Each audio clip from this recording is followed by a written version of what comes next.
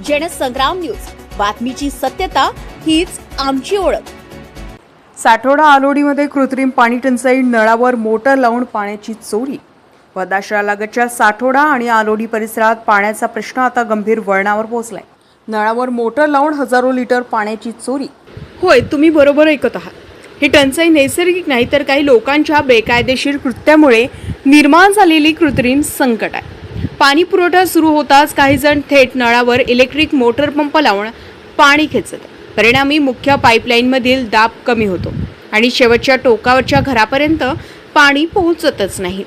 एका बाजूला काही घरांच्या टाक्या ओसंडून वाहत आहेत, तर दुसरीकडे सामान्य नागरिकांना 2 घागरी पाण्यासाठीही संघर्ष करावा लागतोय। तासभर पाणी येतं, पण धार इतकी कमी असते की भरालाही वेळ लागत नाही, अशी वेदना स्थानिक महिलांनी व्यक्त केलेली आहे।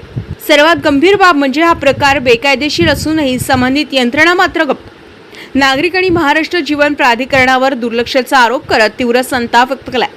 अवैध मोटर पंप जप्त करून संबंधितांवर फौजदारी गुन्हे दाखल करण्याची जोरदार मागणी केली।